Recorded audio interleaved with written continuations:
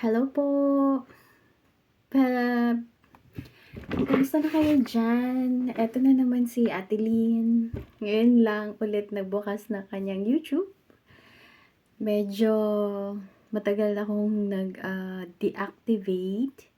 Um, Wala lang, madaming dahilan, kung bakit. Pero pasensya na sa mga, followers ng Lynn Murat Vlog. At hindi ako nakapagpaalam sa inyo ng mabuti. Actually, hindi naman talaga ako magsa-stop ng aking YouTube. Medyo nagkaroon lang ng konting drama si Ate Lynn sa buhay.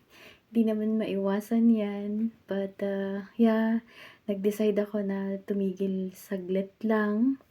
Uy, hindi na ata saglit yun. Ilang ano na yun. Ilang months na yun, no? Or years na ata. I think 1 year and a half na hindi ako nag-activate ng aking YouTube. Wala din akong na-upload ng mga videos ng aking travel. Kasi, at saka, yung mga games natin na pabingo, o di kaya yung pahula, medyo hindi ako gumawa na matagal na. Kaya pasensya na po sa mga followers ng Lynn Murad Vlog. I'm really, really sorry kung medyo tumigil si Ate Lynn for now. Kasi wala lang, madrama lang yung buhay ko this time. But for now then medyo okay na. Bumabalik na yung sigla. But actually, activate naman ako lagi sa Facebook. Pero hindi na rin masyado nagpo-post na kung ano-ano. Yung YouTube ko talagang tinigil ko totally. Madami na nga akong followers no. Marami na kayo nagfa-follow sa akin. Maraming salamat ha. Kasi finallow nyo si Ate Lynn that time. At sana hopefully bumalik ulit kayo para panoorin yung kalokahan ko. But this time kasi nag-iisip na ako ng bagong niche. Medyo hindi na ako magfo-focus sa games like yung bingo at saka hulahan, hula-hula na may costume pa. Medyo hindi na ganun yung aking direction ngayon for now sa YouTube. Iibahin ko na, hindi ko pa nga alam kung ano talaga yung yung gagawin ko, but may idea na ako pero pinag-iisipan ko.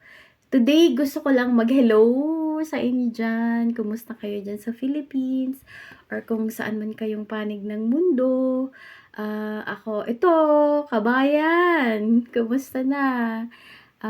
Etong YouTube ko is para sa mga Filipino. Lalong-lalo na sa mga nasa abroad, kasi nasa abroad ako. So, siguro yun na yung niche ko. Pag-iisipan ko pa rin, pero siguro for now, yung topic ko is about coping up or paano ba at ano ba yung mga sitwasyon kapag nasa abroad ka at sa mga may balak dyan, pumunta sa abroad, ganun. Lalong-lalo na kapag nandito na sa location ko. For now, nandito ako sa Germany. Kaya gusto kong i-share yung aking mga experience, kung paano ko nakilala yung aking asawa, yung sitwasyon ko sa relationship sa anak, bilang mother na nandito sa Germany, kung paano ba ini-embrace ko yung culture dito, yung environment, at saka sitwasyon being a Filipina na nandito sa Germany. Kasi wala kaming masyadong OFW dito sa Germany. Pero bukas na rin kami for nursing. Marami nang pumupunta dito kababayan natin na nasa Philippines na mga nurses na nandito na. Unti-unti na silang pumupunta kasi bukas na yung aming parang OFW ganun. Open na kami sa medical care for now. Pero I think may balita din ako na hindi lang medical care ang hinahanap ng Germany kasi actually kulang talaga sa trabahador ang bansang ito for now. Kaya naghahanap sila. Kung sino man yung gustong mag-abroad dyan is lagi kayong tumingin sa website ng, German Embassy sa Philippines. Meron 'yan silang ini-inform, ina-announce kung ano yung open dito para maghanap ng trabaho at nandun naman yung information kung paano pumasok dito. Sa kalagayan ko noon is, kami is mga fiancé visa. Sa akin kasi family reunion kasi, nabuntis ako nasa Philippines ako at, hindi pa kami kasal nun ng asawa ko. Hindi pa nga boyfriend, eh. Actually, very, unique yung story ko at saka yung asawa ko. Kasi hindi ko siya boyfriend nun, tapos nabuntis ako. So, ang visa ko is family reunion. Dahil doon ko pinanganak sa Philippines yung anak ko. So, yun ang visa ko. Hindi siya fiancé, kundi family reunion.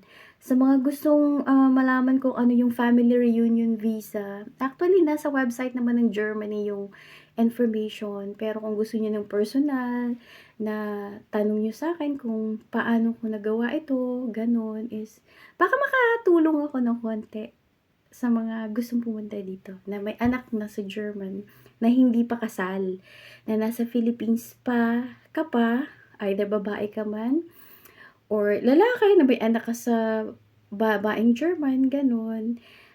Yun, baka kung gusto niyong magtanong about sa topic na yan is puwede akong sumagot kasi yun yung naging experience ko. Okay, ba't nga pala ako bumalik ngayon? Gusto ko lang sana mag-shoutout, hello sa mga Lynn Murat Vlog na nanood sa akin noon. Kung gusto niyong panoorin ulit si Ate Lynn, this time sa bago kong niche is, maraming salamat ulit at chika-chika ulit tayo. Pero iba-iba na yung topic ko. I think yung topic ko is about family, yung pag-a-abroad at saka yung sitwasyon kapag nandito ka sa malamig na lugar. Ano ba yung gagawin mo kapag winter, kapag summer, ano yung mga activities, baka makatulong ako, i-she-share ko yung mga nagawa ko dito. Di naman kaya ano ba yung gagawin sa springtime or autumn, ganun, yung pa-winter na. Kasi tawag dito, marami na pumupunta ditong OFW kaya bakit hindi, makatulong yung vlog ko para sa slight na information na mai-she-share ko. Lalong-lalo na yung kalaban natin dito kapag winter is depression. Di lang naman, OFW nang nakakaramdam ng gano'n, kahit naman yung mga German. Kapag, winter na is nade-depress din sila kasi mostly trabaho lang o di kaya bahay, work, gano'n. Tapos every weekend lang kapag maganda yung weather, halimbawa kapag walang snow or heavy snow, gano'n, makaakalabas ka. At ano-ano ba yung mga activities na yan, puwede kong i-share sa inyo para hindi kayo masyadong ma-depress. Salamat sa pakikinig today. Nangungumusta lang ako sa mga Lynn Moral Vlog followers ko noon at ipagpapatuloy ko ulit itong aking vlog. But expect nyo na iba-iba yung topic. Kasi habang tumatanda, marami nang nalalaman. Baka makatulong for now. Pwede rin namang magtanong, ganun. Basta nandito lang ako sa lugar sa Germany at kung nandito ka sa Germany or papunta ka pa lang sa Germany, baka gusto mo magtanong or magchika sa akin kung ano yung mga na-experience mo, bago ka man or matagal na. Chika tayo, share mo sa akin yung mga alam mo kasi tawag dito, iba-ibang states naman kasi in Germany. We have 16 states dito sa Germany. So, iba-iba yung location. So, iba-iba din yung mga experiences natin, environment natin. Dito ako sa Bayern. So, Bavaria, kumbaga, medyo bundok-bundukin kami na location. So, kapag nandito ka or gusto mo mag-share ng kwento mo, why not? Gawin natin ito dito sa Lynn Moral Vlog. Thank you! At saka, babalik ako. Promise. Babalik ulit ako, mga Lynn Moral Vlog followers. At saka, sana bumalik din kayo.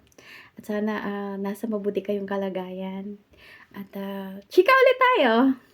Chika lang ha, wala mo ng games. Pag-iisipan pa ni Ate Lynn kung babalik ulit ako sa games.